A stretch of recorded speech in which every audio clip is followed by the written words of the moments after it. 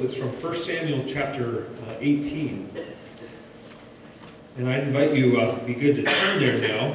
It's a longer chapter.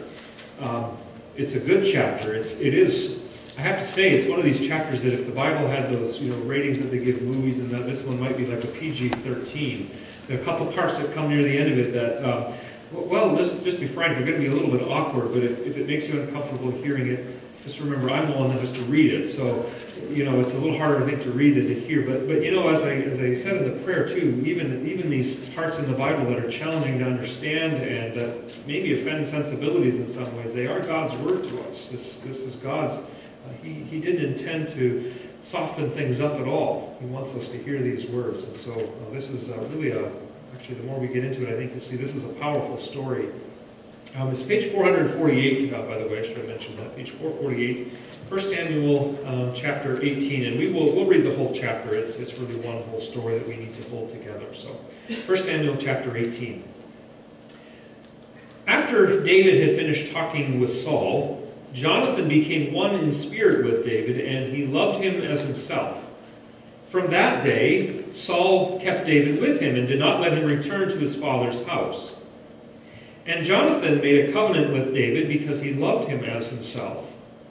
Jonathan took off the robe he was wearing and gave it to David, along with his tunic, and even his sword, his bow, and his belt. Whatever Saul sent him to do, David did it so successfully that Saul gave him a high rank in the army. This pleased all the people, and Saul's officers as well. When the men were returning home after David had killed the Philistine, the women came out from all the towns of Israel to meet King Saul with singing and dancing and with joyful songs and with tambourines and lutes. As they danced, they sang, "Saul has slain his thousands, and David his tens of thousands." Saul was very angry. This refrain galled him. They have credited David with tens of thousands, he thought. But me with only thousands? What more can he get but the kingdom? And from that time on, Saul kept a jealous eye on David. The next day, an evil spirit from God came forcefully upon Saul. He was prophesying in his house while David was playing the harp, and as he usually did. Saul had a spear in his hand, and he hurled it, saying to himself, "I'll pin David to the wall." But David eluded him twice. Saul was afraid of David because the Lord was with David, but had left Saul. So he sent David away from him and gave him command over 1,000 men, and David led the troops in their campaigns. In everything he did, he had great success because the Lord was with him. When Saul saw how successful he was afraid of him. But all Israel and Judah loved David because he led them in their campaigns. Saul said to David, "Here is my older daughter Merab. I will give her to you in marriage. Only serve me bravely and fight the battles of the Lord." For Saul said to himself, "I will not raise a hand against him, but the Philistines do that." But David said to Saul, "Who am I, and what is my family or my father's clan in Israel, that I should become the king's son-in-law?" So when the time came for Merab, Saul's daughter, to be given to David, she was given in marriage to Adriel of Meholah. Now Saul's daughter Michal was in love with David, and when they told Saul about it, he was pleased. "I will give her to him," he thought, "so that she may be a snare to him, and so that the hand of the Philistines may be against him." So Saul said to David, "Now you have a second opportunity to become my son-in-law." Then Saul ordered his attendants, "Speak to David privately and say, 'Look, the king is pleased with you, and his attendants all like you. Now become his son-in-law.'" They repeated these words to David, but David said, "You think it is a small matter to become the king's son-in-law? I'm only a poor man and little known." When Saul's servants told him what David had said, Saul replied, "Say to David, the king wants no other price for the bride than 100 Philistine foreskins to take revenge on his enemies." Saul's plan was to have David fall by the hands of the Philistines. When the attendants told David these things, he was pleased to become the king's son-in-law. So before the allotted time elapsed, David and his men went out and killed 200 Philistines. He brought their foreskins and presented the full number to the king, so that he might become the king's son-in-law. Then Saul gave him his daughter Michal in marriage. When Saul realized that the Lord was with David and that his daughter Michal loved David, Saul became still more afraid of him, and he remained his enemy the rest of his days. The Philistine commanders continued to go out and do battle, and as often as they did, David met with more success than the rest of Saul's officers, and his name became well known. This is the word of the Lord.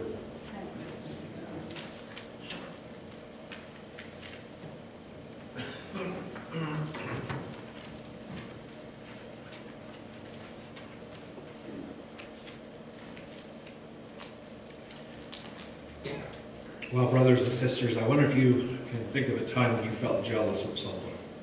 And I don't just mean that jealousy that comes with, oh, yeah, they did better than me, and you kind of wish you'd done better yourself. I mean that real jealousy that sets into your bones, where you see someone has success in something, and you begin to resent them for it. Like, it might start when you're a kid. I think sometimes, you see someone and they're getting A's in school. And you think to yourself, you know what, I've studied way more than she has. Why is she getting A's? And here I'm working at it, and they take all this extra time off, and all they do is talk during class, and they're getting A's, and you get to get angry at that person. And when that person says, hey, would you give me a hand with my homework? You say, no, right? You're angry. You get jealous. Maybe for more likely, it's a question of career. Career could be a big place where you start to feel some jealousy. Someone else gets promoted, and deep down, you know that person is not qualified. They don't have the skills. You've done so much better than they have. That should be you getting the raise and getting the better title and the better position. And you get angry at that person. And you maybe even find little ways to defame their character. You say little things offhand about that person that is meant to cast them in not such a good light. It could be family. You see someone else and their family just seems all together. I mean, you look at them, they seem to be happy. Their kids seem to be doing well. And you look at them and you say, now, why do they have it so much better than I do? I've not made any of the same mistakes that they have, and yet their family seems so much happier and more together, and you get angry at them and you resent them for it. You probably could add examples to that, but you get the sense, right? You get the idea of what jealousy is and how powerful it can be. And truth be told, we've probably all had a run-in with it before. And that's really what this story is all about. This whole lengthy narrative, this whole story in 1 Samuel 18, the theme that holds it all together, and actually we're going to see it really more through the book of 1 Samuel, is the power of jealousy. The destructive power of jealousy. We watch as jealousy takes grip of Saul's heart and eats him away from the inside out and really destroys him. Now we're picking up this story obviously after chapter 17, and it's been a couple of weeks, and so maybe just good to review. Chapter 17 is David and Goliath, right?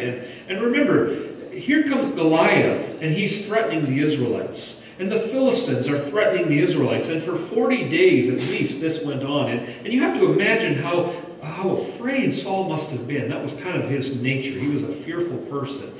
Every day Saul must have woken up and said to himself, what are we going to do about this? If the Philistines win, then we're going to be slaves. They're going to take over, and we are going to be their servants forever. I'm going to lose my kingdom. I'm going to lose my kingship. I'm going to lose all the wealth that I have, not to mention what will happen to the people of God. For 40 days, Saul was tormented by that fear, and worse yet, he didn't have a solution in mind. He didn't have anyone in his ranks that he thought could go up against Goliath, and no one was volunteering themselves to go against Goliath either. So Saul is in a lose-lose situation here. And then from out of nowhere, God sends this young man, I don't know how old he was, 15 maybe? He was just a shepherd. He certainly wasn't a warrior. He wasn't someone trained in the military. And he puts up his hand and says, I'll fight him. Saul first says, you can't do that. He says, no, I can. God is with me. I will do this. And lo and behold, in a matter of minutes, David kills Goliath. And that threat that Saul had been living with for 40 days, that fear, that uncertainty, that whole future that was cast under a shadow, it's gone in an instant. I mean, the relief and the happiness and the joy that Saul must have felt. So I don't know, is he out celebrating maybe? Is he on the rooftop of his palace laughing and talking with his generals and his top aides? Are they maybe having a victory party? Maybe they are, I don't know. I sort of think that they would have been. They're maybe enjoying a glass of wine together, they're singing, and off in the distance there's music coming up the street. It's a victory parade, and Saul's, that's good, he says. That's appropriate. And the music gets a little closer, and the women and the tambourines and the lutes and the dancing, and Saul is getting into this. He's thinking this is all good, and then he hears the music that they're making. He hears the song that they're singing. Saul has slain his thousands, and his ego just expanded a bit. And David, his tens of thousands. Right away, Saul says, what? And now, I think it's important. I think it's actually very insightful maybe to recognize something here. And that is that this little song, this little refrain there in verse 7, is factually, it's completely incorrect. Right? David, as far as we know, as far as what the Bible tells us, he hasn't slain tens of thousands. He's slain one. Just one, just Goliath. Now, understand something. This is Hebrew poetry, and this is very typical. Hebrew poetry, they would take one line, and then the next line, what they would do is they would just magnify that line the second time around, just for emphasis, right? And so it's not that the women were trying to be deceptive or lying. It's just that was typical poetry of those days. You sort of, like using the number infinity today, right? Your kids say, if you've heard kids say that, right? Well, I'm going to, get you infinity times. Well, you don't mean it literally. It's an expression. Same thing here. Now, why is that important? Why do I draw your attention to that here? Well, because it's the way Saul takes this. Saul takes this to heart. And I picture him again at this victory party, and he puts down his goblet of wine and sulks back into the palace, and all of his generals are thinking, what's that about? Where's he going? What's the matter? Well, Saul, you read in verse 8 there, Saul is very angry, and this refrain galled him. He couldn't get it out of his mind. It tormented him day in and day out. One of the ways that the narrator of this story, the person who is telling this story for us, draws our attention to what's really going on is there are a couple of other refrains that are repeated through this story. In verses 5, 14, and 30, we read 3 times that David has success in all his undertakings. I mean, it's like the King David touch. Whatever he tries, God blesses it, and he succeeds. He succeeds beyond his wildest dreams. And then twice we're told, in verse 5 and 16, we're told that David wins the approval of the people. So not only is David successful, but people are beginning to love this new leader that they're seeing. And that doesn't sit well with Saul at all, does it? I made a list of all the let's call them reactions that Saul has in this story. Some of them are, he gets angry, some of them he's afraid, some of them he begins scheming with other people, and I made a list. I'm going to give you just a list so you get the impression of it. You find these words in verses 8, 9, 12, 13, 15, 17, 21, 25, 28, and 29. I won't repeat that, but just understand how many times Saul gets angry, he gets afraid, he's scheming with one person, then he's scheming with the next because this jealousy has set in his bones. And he's going wild because of it. And the anger that has set in his bones and the jealousy that's set in his bones culminates in verse 11 in 2 attempted murders on David's life. 2 times Saul tries to murder David. Twice he does that in this story. You see how the anger and the jealousy has gripped his heart, and it gives birth to this murder, this attempted murder. Now you and I, we hear this and we say, well, yeah, that's a good example, that's powerful, but you and I would never do that, right? I mean, and realistically, I know we probably wouldn't, right? None of us are going to walk around the home with a spear trying to get back at someone, right? Now, I wish I could say that that were true on a more national scale, but unfortunately today we see examples of where that does happen. But for us here, what does this text say to us? I mean, what is the problem that we have in common? I think it helps to listen to Jesus' words in Matthew chapter 5. And there Jesus is he's talking about murder, right? He says, you know, when you think of murder, you often think about killing someone. You think about taking their life. But Jesus goes on and he says, I want you to see it's something so much more. I want you to see it's what goes on in the heart. And when Jesus speaks to us about the root of murder, he talks to us about anger. He talks to us, I think he would include jealousy in that as well, because jealousy is that anger towards another person for their success. And so you and I might never actually take up a weapon and murder someone. But those roots can linger in our hearts, right? The seeds of murder can be there. The anger, the jealousy. I heard a great story of this a couple weeks ago. I was at a seminar up in Portland. It was led by a person by the name of Paul Miller. And Paul Miller had done some work for his church denomination some time back. He'd come up with a sort of a teaching tool that his denomination had begun to use quite widely. It was a very effective, it was like a diagram that he had kind of put together. And this diagram was used in a lot of different ways as a teaching tool. And Paul Miller then he went to a seminar, and he wasn't a lecturer there. He was just a regular old participant sitting in the audience. And before the lecture started, he was kind of flipping through the materials that were going to be used that morning.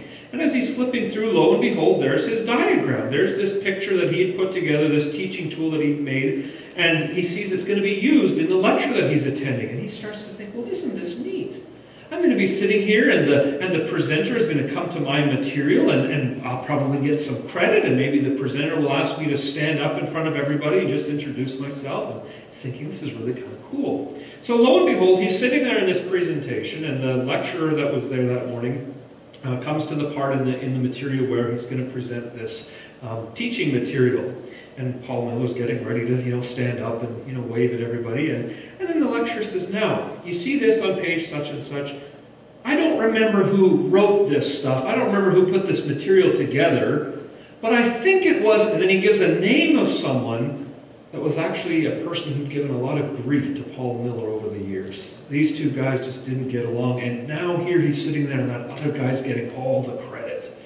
And at first he was angry, and then he kind of laughed about it because he saw the irony in all of that. But I thought, what a good example of how jealousy can work, right? Someone else gets the credit, you get angry, you get jealous, and if we aren't careful, if we don't guard ourselves against that, it can be incredibly destructive. We might never pick up a weapon, but we can use our words to attack someone's character. We can use our words to badmouth them behind their backs. We can use our words to hold a grudge against them. That's the power of jealousy. And it led Saul almost to take the life of David, except that God spared David's life. So Saul moves to plan B. Saul decides, okay, I can't kill him outright. That's too obvious. That's not going to work. So he goes to plan B. What is plan B? He says, David, don't you remember I promised to give you my oldest daughter if you killed Goliath. And now, hey, here she is. Let's get you guys married. And Saul sounds very nice and all that, but his plan is, of course, he says, David, the only catch is you have to be one of my top military guys. You've got to go out and fight lots of battles. And it's kind of a thinly veiled attempt at putting David in harm's way time and time again. And Saul figures the odds eventually will come out in his favor, and David is going to be killed. Well, David resists that. He says, well, wait a minute, it's no small thing for me to be brought into the king's family. I mean, I can't just go out and do this. I can't just become a member of the household of Saul. And so it seems like David kind of drags his feet a little bit, and he resists, and he doesn't want to do this. And so eventually it's time to get the oldest daughter married, and she gets married to someone else. So then Saul says, okay, let's try this again. He has a second daughter, Michal. And it turns out that this looks a little more favorable because Michal actually really kind of likes David. She sees something in him, and she's just head over heels. And so word gets back to Saul, and Saul goes to David and says, hey, I know, here's my younger daughter. Why don't you marry her? She really likes you. And if you feel unworthy, because David said, I don't feel worthy to join the king's family, the king says, listen, I understand that. I know you don't have any money. You can't pay a bride price. You're sort of a poor young man. But here's the thing. I'll set the dowry. Right? A dowry was a bride price in those days. And Saul sets the dowry. He says, and this is where it gets we squirm a little bit when we read it. The dowry is 100 foreskins. Now, what in the world is that all about? Well, the strategy is pretty simple. Saul's pretty sure that one or two of those Philistines is not going to like what's happening and is probably going to fight back just a little bit. And he figures this is going to kill David. Right? Saul is sure that one of these Philistines is going to get angry enough and is going to fight back enough and David is going to be killed. So that's why, again, he says for the second time, let's let the Philistines deal with David. Now, what's really going on here again? This is another good point to stop and ask yourself, what's really happening beneath the surface? Look at verse 12 for a moment. This phrase is repeated in similar ways a couple of times throughout this passage. Saul was afraid of David because the Lord was with David, but had left Saul.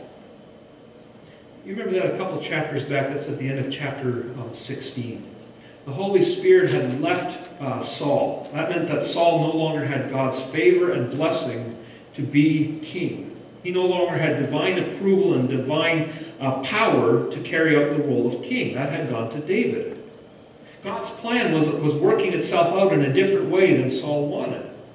And that's really the root cause here of Saul's jealousy. He sees that God's plan, it doesn't involve him anymore as king anyways. God's favor has gone to someone else, and Saul is fighting that tooth and nail. Saul is so jealous because he doesn't like the fact that he is not in control. Right?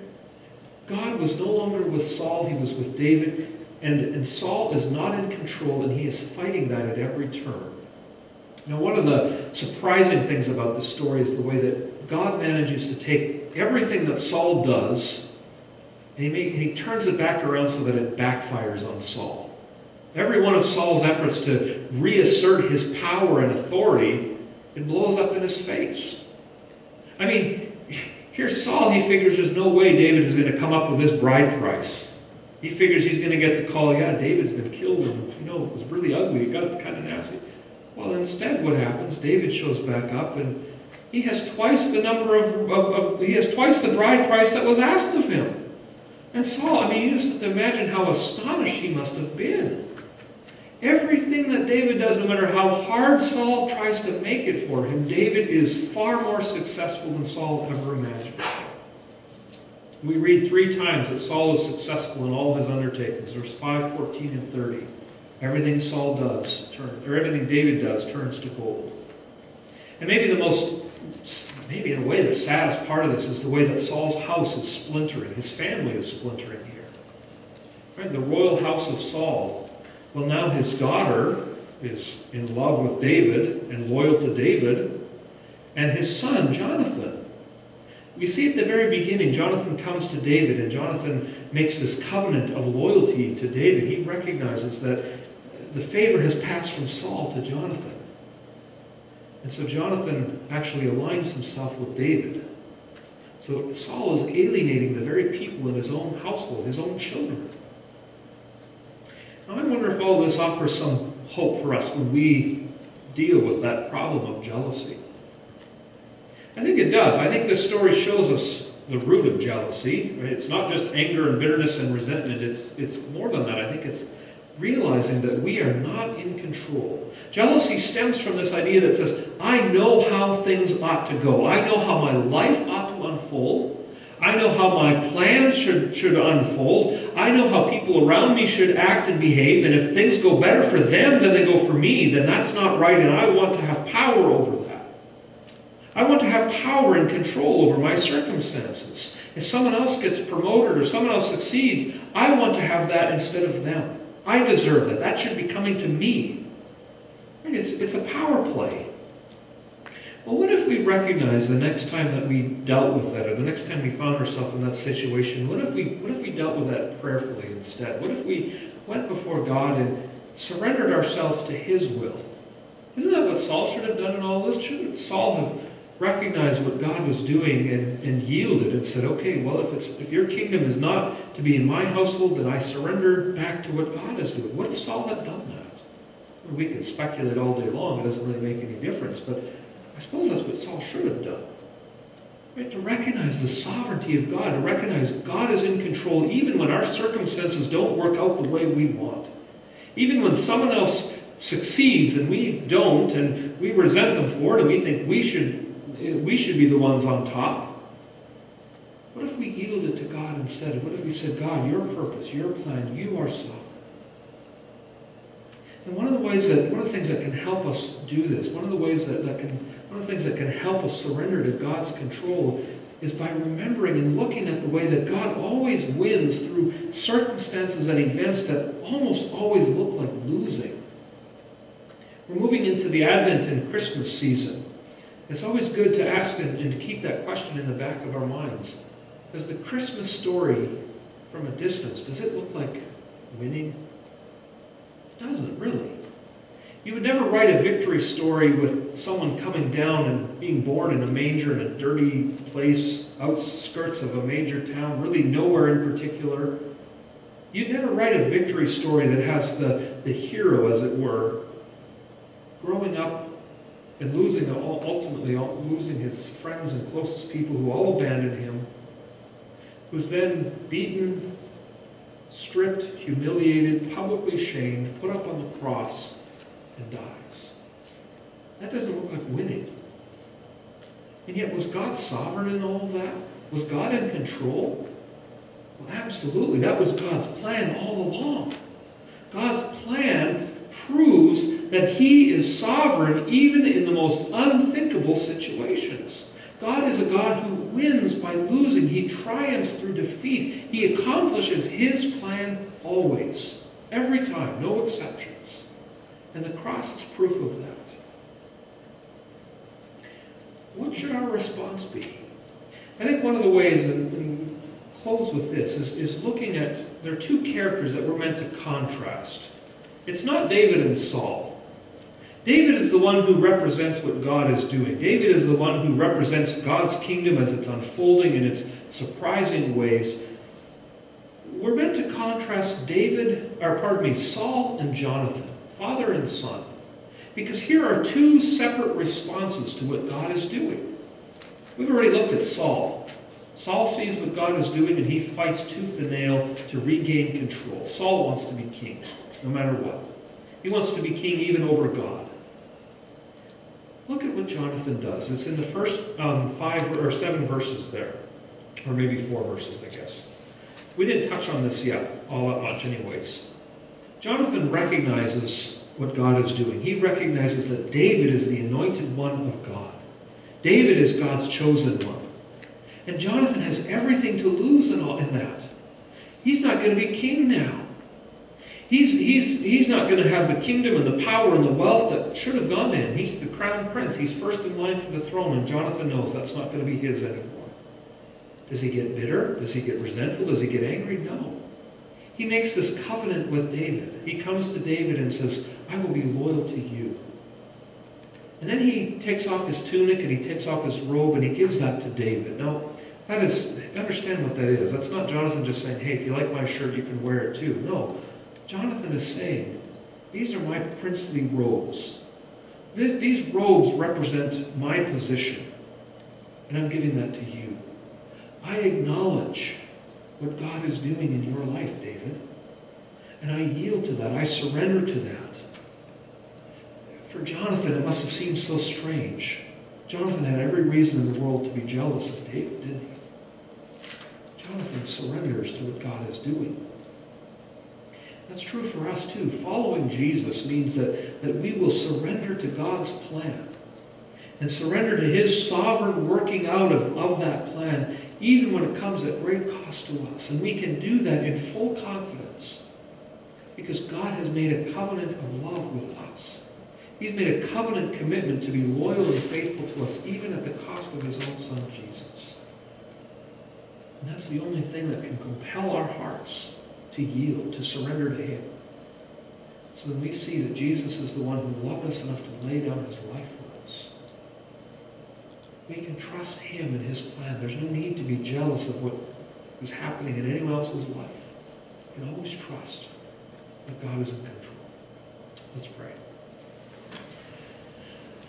Lord our God, it's not always easy for us to to let go of control.